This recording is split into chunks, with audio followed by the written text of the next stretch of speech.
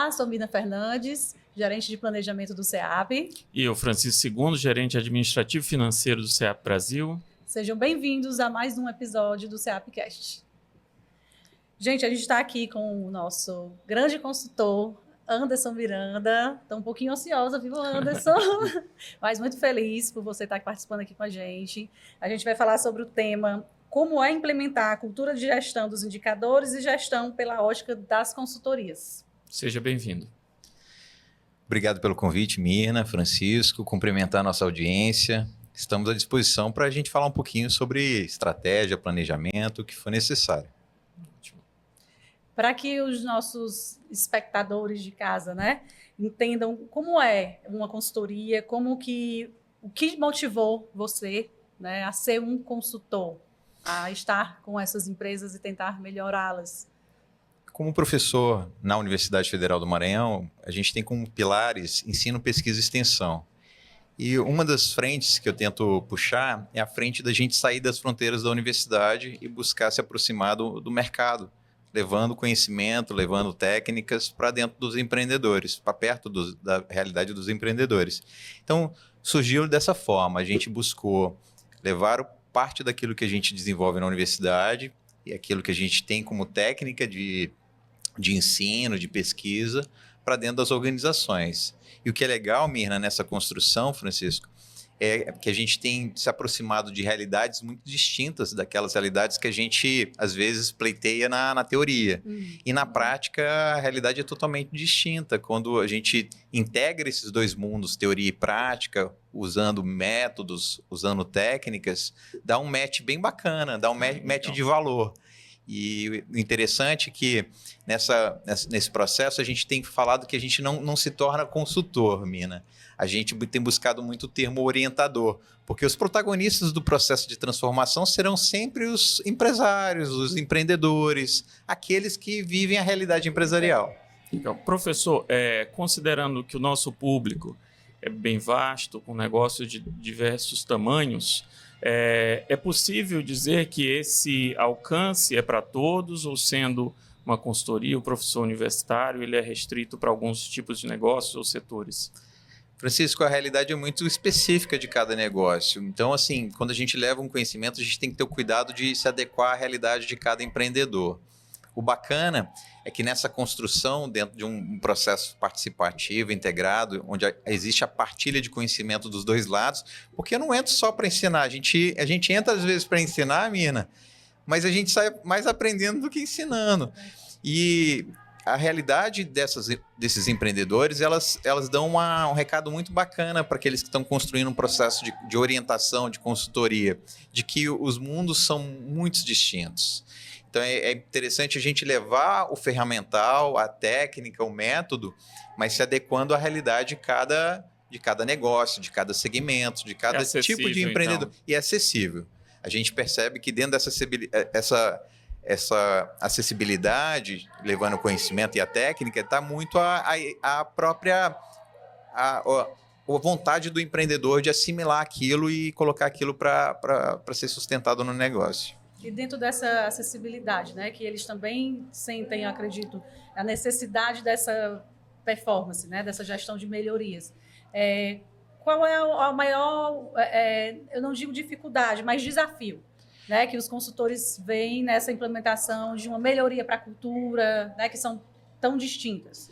Tem dois pilares muito importantes dentro da realidade de qualquer negócio hoje. Se tratando de empreendedores voltados para a nossa realidade do CEAP, estratégia e cultura são os pilares para uma gestão eficaz. Então, quando a gente pensa em estratégia, a tomada de decisão hoje, o empreendedor precisa ser balizado em dados. O empreendedor hoje ele precisa recorrer a uma DRE. O empreendedor hoje ele precisa saber criar um fluxo de caixa, né? Estabelecer um demonstrativo de fluxo de caixa, saber seus principais indicadores para avaliar o desempenho do seu negócio. Quem não baliza a tomada de decisão em cima de dados hoje está guiando o seu barco sem bússola. Então, é importante, nessa construção da metodologia e na aplicação dessa metodologia, o próprio empreendedor reconhecer a sua necessidade. Qual é a minha necessidade hoje de melhoria? E buscar parceiros de conhecimento para isso. A universidade é uma dessas. parcerias. Mas a gente tem uma série de outros vetores de conhecimento, inclusive a própria internet, né? Outras instituições, Conhecimentos, né, cursos, também. outras instituições. Mas é importante também esse autorreconhecimento de que eu preciso mudar, eu preciso melhorar. Então, nesse sentido, medir é importante para qualquer tamanho de negócio, né? A medição, Francisco, ela vai trazer a noção daquilo que é a sua principal realidade e necessidade. Então, você vai traçando as prioridades em cima daquilo que você afere, daquilo que você mensura. Se você não mensura, você traça essa prioridade em cima do quê? De achismos? Boa parte dos empreendedores ainda carregam uma nuance muito amadora do ponto de vista da administração. E a gente sabe que hoje o mercado pede uma certa profissionalização. A hostilidade mercadológica, o dinamismo, a era dos dados, pede parte do processo de racionalidade, ou seja, de inteligência na construção de um negócio. Então, por mais que você tenha empreendido por conta, às vezes, de uma realidade de necessidade, se você quer oportunizar ao seu negócio melhorias impactantes, é importante você profissionalizar. Essa profissionalização vai exigir conhecimento. Então, tem várias fontes de adquirir esse conhecimento e uma delas é a consultoria. E aqui a gente está para ajudar nesse processo. Que legal. Então, nesse caso, ela também não está restrita, lembrando para os nossos clientes, ela não está restrita a um trabalho de eu pensar o começo do meu negócio, né? O que eu preciso para que esse negócio comece a andar, onde eu consiga arrecadar aquele recurso necessário para começar. Ela é para a vida toda do negócio. Ela é para a vida toda. Quando eu falei estratégia e cultura como alicerces para uma gestão eficaz, a gente precisa entender que na estratégia tem a questão da deliberação, daquilo que onde você está hoje, aquilo que você busca para o amanhã, determinar ajustes necessários em cima de indicadores, metas, construindo um processo de tomada de decisão racionalizado, inteligente, mas isso não se vinga, não se sustenta sem uma cultura. Essa cultura é estabelecida pela liderança em cima de princípios, em cima de ética, em cima de comportamentos edificantes. Então, os dois pilares centrais de um processo de sustentação de resultados hoje, para qualquer empreendedor, sempre será estratégia e cultura. Estratégia, parte racional, deliberativa de decisões, tomada de decisões em cima de dados, a gente tem tocado muito nisso, e a cultura, que é a parte comportamental, espiritual do negócio, que vai muito sobre a lógica de como a liderança estabelece o elo com as pessoas dentro daquele universo corporativo, dentro daquele universo empreendedor. Tem algum passo que a gente poderia passar para os nossos empreendedores, aqueles que são microempreendedores, que ainda não têm uma gestão tão eficaz financeira, ou até mesmo da cultura, né, de saber que eles são a cultura dentro de um mercado menor? Alguns passos que você poderia dar como dica ou para incentivá-los também a ter essa gestão um pouco mais eficaz? Nessa busca pela originalidade, a gestão ela vai ser o ponto central de transformação do seu negócio. Tem muita gente que pensa um produto inovador, tem muita gente que pensa um projeto inovador, um processo inovador, mas não adianta nada você ter um projeto, um produto, um processo disruptivo se você não tem a gestão na ponta do lápis. Então, Mirna, o ponto central e inicial, minha sugestão para qualquer empreendedor, é colocar o negócio na ponta do lápis. Isso significa, inicialmente, estruturar um fluxo de caixa com entradas e saídas, identificando suas principais fontes de receita, suas principais despesas, equalizando esse ponto positivo, né? Porque tem sempre que ser positivo, se for negativo tem que surgir aí um alerta. Essa equalização vai possibilitar você ter uma noção específica do teu caixa, daí você vai avançando para alguns ferramentais, alguns métodos mais avançados, mas tudo inicia no caixa. Depois você pode partir para um processo mais especificamente envolvendo um planejamento estratégico, que é um processo um pouquinho mais complexo metodologicamente, mas pode ser adequado à realidade de um pequeno negócio, criando indicadores chaves de desempenho e balanceados, essa organização desses indicadores balanceados podem estruturar o monitoramento do seu desempenho, da sua estratégia ao longo do tempo. E você, com base nesses indicadores, você pode ir corrigindo o curso da sua gestão. Sem indicadores, sem metas, não há estratégia, Francisco. E é muito interessante essa sua colocação, porque assim, dentro da parceria que o CEAP faz com seus clientes, nós sempre avaliamos, fazemos um diagnóstico inicial daquele negócio. Isso conta muito, demonstrar que o cliente sabe como funciona o seu negócio, como está o andamento, em que ele precisa melhorar, para ele até expor e a gente poder encontrar o melhor produto, a melhor solução para aquela etapa de vida do negócio dele. O MPO. Do microcrédito produtivo orientado. Então, como você falou, começa a consultoria com o nosso assessor, mas ele pode alcançar bons resultados, como o CEAP vem alcançando.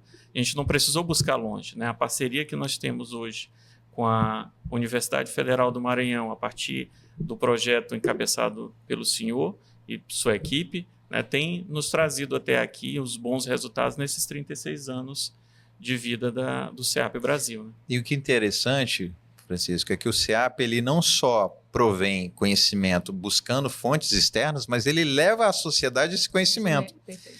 Então, à medida em que vocês concedem esse crédito, mas profundamente integram um processo de conhecimento a esse empreendedor, você está possibilitando a profissionalização da gestão.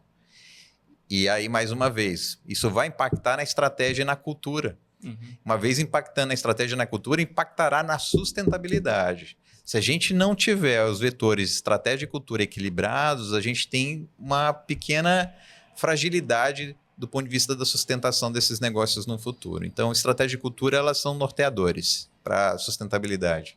Perfeito.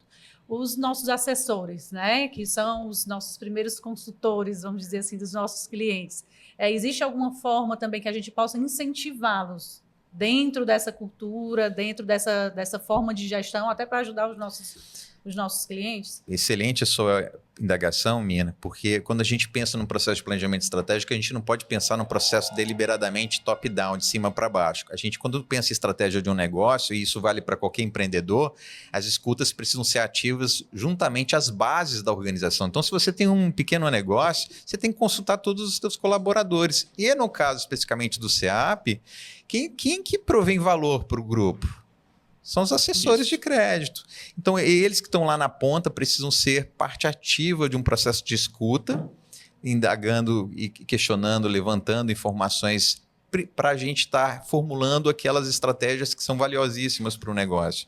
Então, se você tem um negócio, acho que as principais fontes de valor para um negócio são os clientes finais, que a gente chama de clientes externos, e os clientes internos, que são os intermediadores do processo de entrega de valor de uma organização.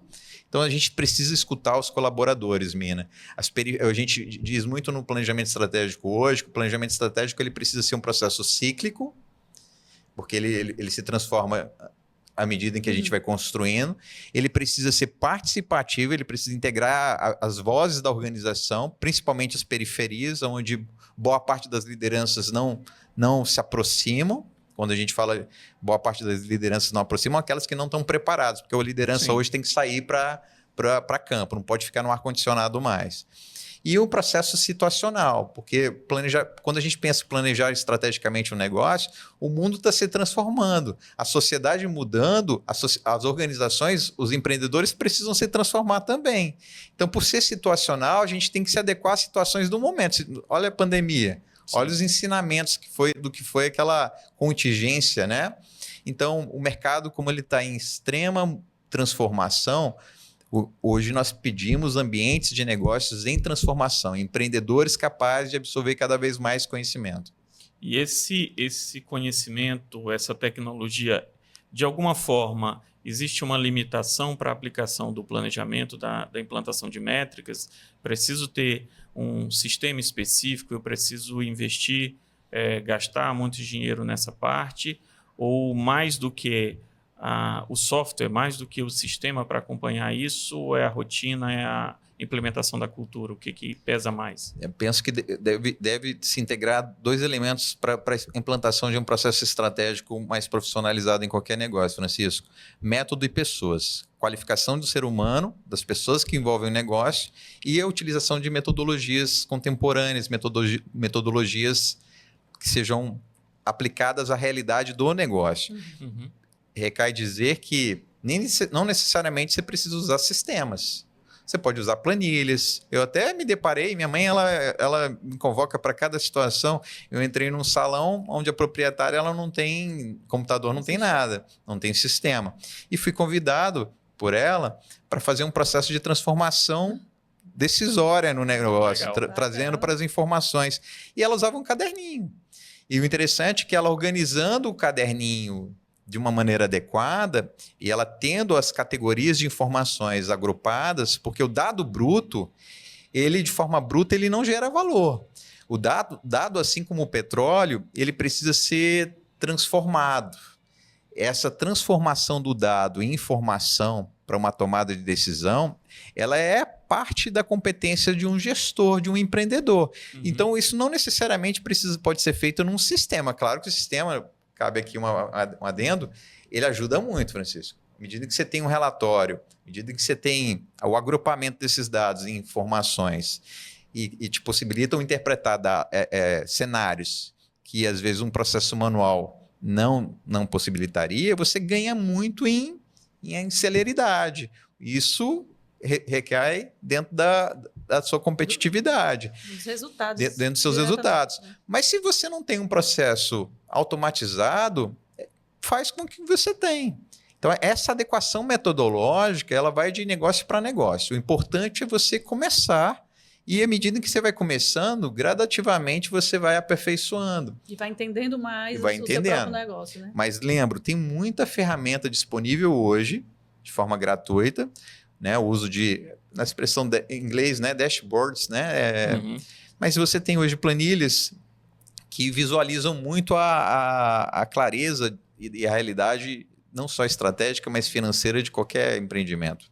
E ajuda muito, Francisco. E até outras instituições também, né, professor? Assim, que são de fácil acessibilidade também dos nossos clientes. A CDL, o próprio Sebrae, que também, né, disponibiliza algumas ferramentas também mais simples, né? Temos várias ferramentas disponíveis no mercado, temos várias instituições que provêm também essa adequação metodológica para a realidade dos negócios, mas é importante o empreendedor se sentir na tarefa de que ele precisa desenvolver essas ferramentas. É muito importante. O senhor falou a respeito da importância do cliente interno, né, do capital humano dentro da empresa.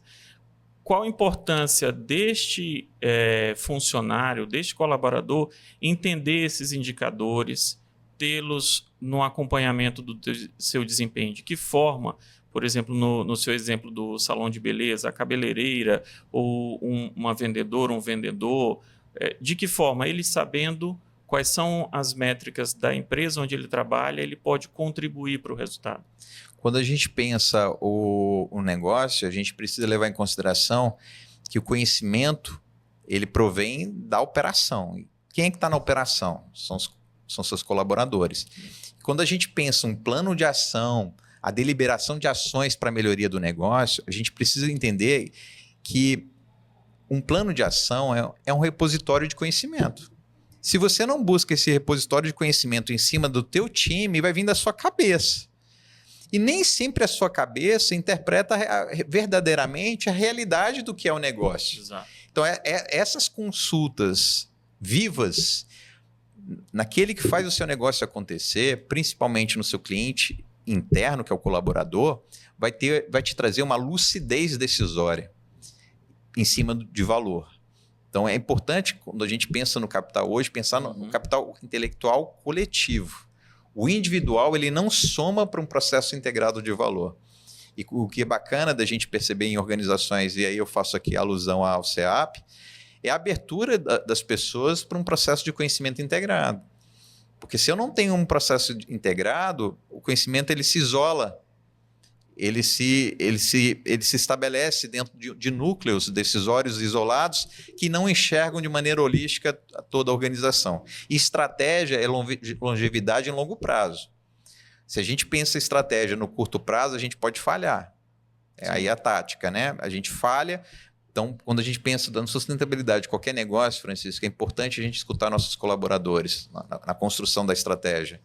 Facilita a implantação da cultura, né? Facilita a implantação da cultura, facilita a integração, facilita o engajamento na execução. E até a estratégia do próprio consultor, né? Do próprio orientador, como o senhor falou no início. Né? De entender o que a empresa realmente precisa. Tem dois ciclos básicos para o processo estratégico acontecer: planejar e executar. Sim. Se eu planejo e não executo, eu fico no campo das ideias. Se eu executo e não planejo, eu fico no tentativa-erro. Então, eu tenho que planejar e executar. Se eu planejo e executo, eu tenho estratégia. Então, o que é interessante para a gente levar para dentro da realidade dos pequenos negócios hoje é a cultura do planejar e executar. Planejar e executar. Mas isso é um processo tão interessante e contínuo que a gente nunca coloca planejar de maneira estática. A gente coloca replanejar. Para essa empresa que é menor, é mais fácil, não sei se esse seria o termo, até de ficar nessa mola de que eu estou no estratégico e desço para o operacional para poder enxergar aqui de baixo para cima o que a minha empresa está precisando. É mais fácil para eles esse entendimento? Orientamos para todo e qualquer empreendedor ter uma agenda operacional, mas ter também momentos para uma agenda estratégica. Reservar um tempo na sua agenda semanal para analisar os números do seu negócio. A gente sabe que é difícil. Boa parte dos pequenos empreendedores estão dentro da operação. Então, e às vezes eles não abrem um espaço para o quê? Para analisar os números, para analisar a estratégia, para analisar a realidade financeira. Mas para isso a gente precisa criar. E essa rotina estratégica, analítica, é necessário que se faça. Talvez com o uso de uma pessoa, né, uma fonte externa de conhecimento, pode ser um contabilista, um contador, pode ser um amigo, pode ser um professor que está próximo da sua comunidade. Mas lembro que é muito importante você reservar um momento para a parte analítica, para você analisar o seu negócio de maneira mais ampla e holística. Se você quer evoluir, se você quer se desenvolver. Muito importante. Dentro dessas ferramentas, pelo menos na parte inicial financeira, nós temos dentro do SEAP, a partir do SEAP Bank, uma solução muito, muito fácil de acesso, que o cliente, na hora que ele abre a conta no SEAP Bank, ele também pode utilizar os serviços internos de programação de boletos, programação de compromissos, os recebimentos, né? Às vezes, aos poucos, ir deixando de lado o caderninho de anotação e tornando aquilo mais profissional, tudo na palma da mão. Então, o SEAP leva também esse tipo de serviço. Então, você desmistificar isso da dificuldade do acompanhamento. Além disso, professor, em relação à métrica, é interessante acompanhar também para ter o resultado final e poder comemorar, poder identificar aqueles resultados positivos e celebrar dentro com o cliente interno, né, com o colaborador? A métrica ela te traça uma série de vantagens, Francisco, e uma delas é compreender realmente como o teu negócio está. A métrica, quando eu falo métrica, é você ter o indicador e a meta de forma muito clara para a gestão do desempenho acontecer no seu negócio. Uma vez que você tem um indicador e uma meta, você tem a clareza de quanto você precisa performar.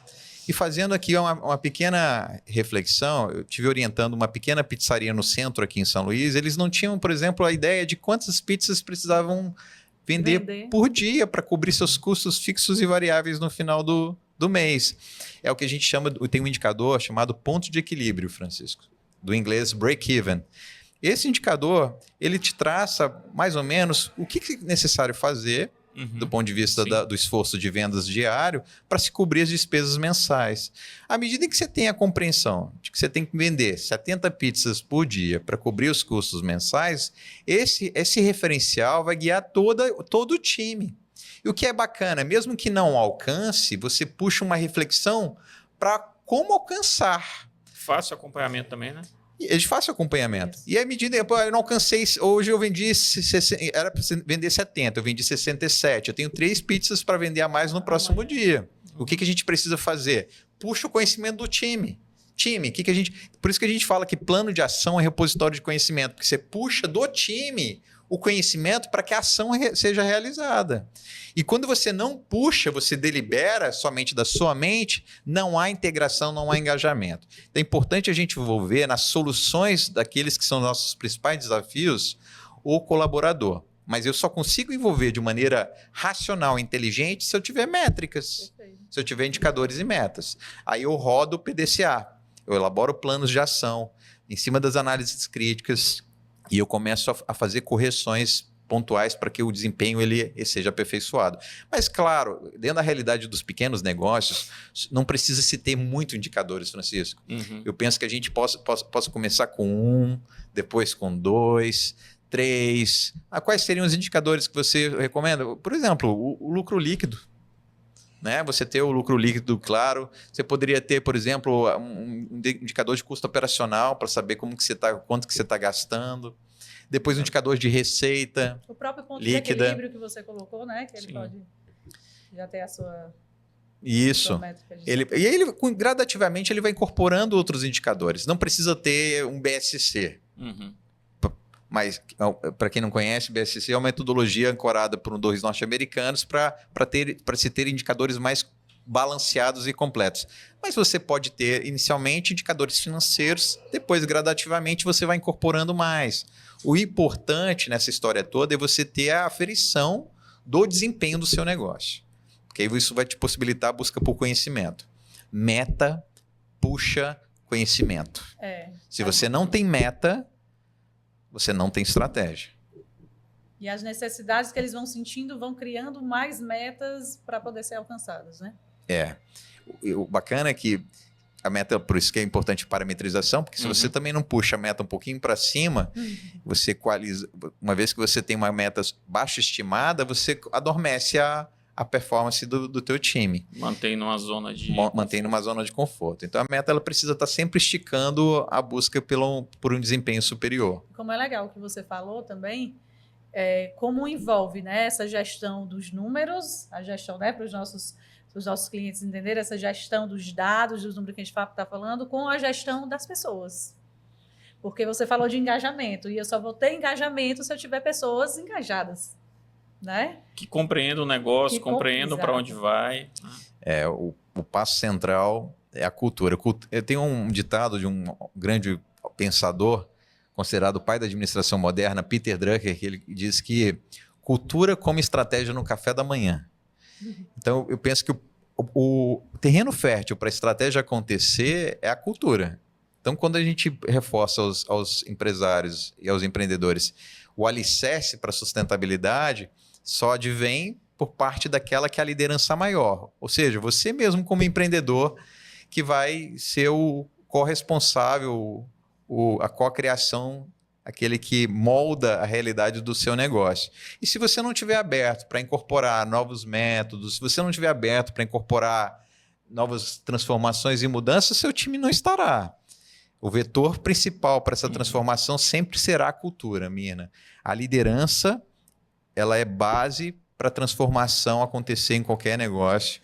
Então, a liderança hoje precisa ser uma liderança transformacional, uma liderança capaz de inspirar do ponto de vista comportamental, mas de guiar do ponto de vista da inteligência racional, né? Da tomada de decisão mais inteligente, principalmente subsidiado por evidências. Muito interessante. A gente vai chegando já ao fim, né, os minutos finais do nosso SEAPcast, e eu queria lhe fazer uma pergunta, aproveitando que essa semana agora vai ser o seu aniversário, né? Então, o senhor dá um presente para os nossos clientes a respeito de tempo.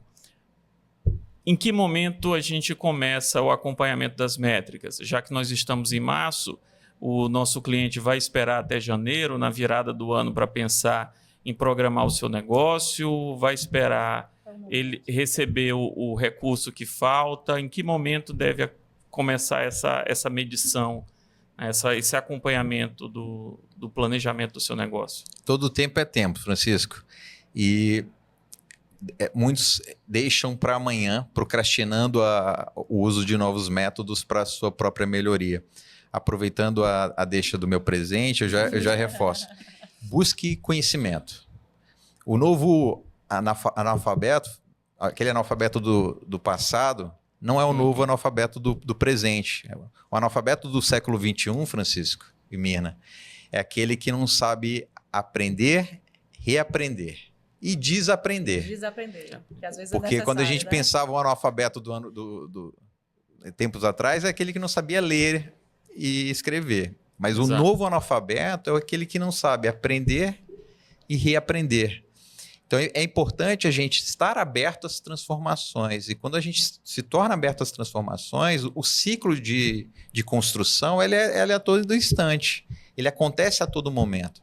Então não tem o para depois, tem o hoje. Vamos viver o hoje. E se você quer tomar decisões para impactar teu futuro, tem que pensar no presente. Decisões decidem destinos. Então, se eu não começo a decidir hoje, micro decisões diárias, de começar a me planejar, de começar a buscar uma fonte de conhecimento externo, de começar a transformar meu negócio, o impacto vai ser muito adiante, né? Se eu procrastinar. Então, as decisões precisam ser feitas hoje. Muito bom. Bacana. Obrigada, Anderson, pela parceria, né? Pela parceria com o CEAP. E para terminar, né, e falar para os nossos também empreendedores, como é que está sendo para ti a imersão, né? Esses 36 anos de CEAP, você que já é nosso parceiro também, o que é que você está achando de tudo isso? Até para passar um pouquinho para eles aí desse sentimento. A imersão tem sido um celeiro de grandes ideias. Eu vejo esses momentos como momentos de integração, Mina, de união, de formação de cultura.